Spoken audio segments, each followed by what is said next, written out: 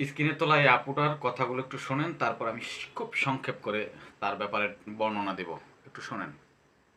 আমি গোসল করতে গেছি ওয়াশরুমে, আম্মু গিয়ে দেয় আমার পিঠের মধ্যে অনেক সুপ সুপ দাগ।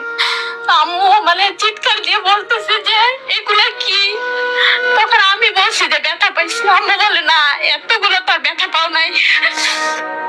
আম্মু বুঝে গেছে, তখন আমি হামাও করে গাইতে দিছি, তখনই সবাই শুনতে পাইছি। আমাদের 2022 সালে বিয়ে হয়। কিভাবে পরিচয় হয়? এই যে ফেসবুকের মাধ্যমে। ওর বাড়িও সিলেটে, একই থানায়, কিন্তু এলাকাটা আপনার অন্য আর কি।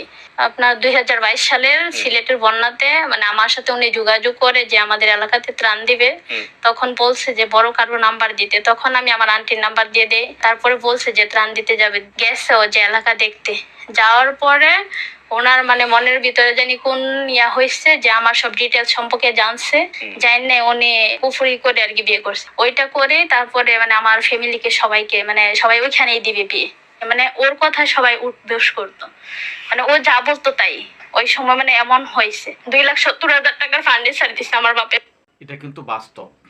আপনার কাউকে না জেনে না বুঝে ফেসবুকে একজনে হাই দিবে, হ্যালো দিবে, একটা আশা আকাঙ্ক্ষা দিবে, আপনাকে লোভ দেখাবে, আপনি ওই ফাঁদে পা দিবেন, এর মতো অবস্থা হবে। আর এই যে বললো যে কুফরি, এটা কিন্তু এক ধরনের সত্য ঘটনা। যদি আপনি দেখেন আপনার ফ্যামিলির কারো আত্মীয় স্বজনের কারোর মধ্যে অস্বাভাবিক কোনো কিছু পরিবর্তন হয়ে গেছে, কারো জন্য সবাই একবারে পাগল হয়ে গেছে, তাহলে মনে করবেন এখানে কোনো একটা সমস্যা জর্জরিত হতে যাচ্ছে তারা। আর না জেনে না বুঝে এদের পুরো হিস্টোরি আমি শুনেছি, আপনাদেরকে শোনাতে পারলাম না। একেবারে পুরো পরিবারের সবাই পাগল হয়ে গেছে, না জেনে না বুঝে কোনো কিছু যাচাই বাছাই না করে একটা মেয়েকে একটা ছেলের হাতে তুলে দিলেন।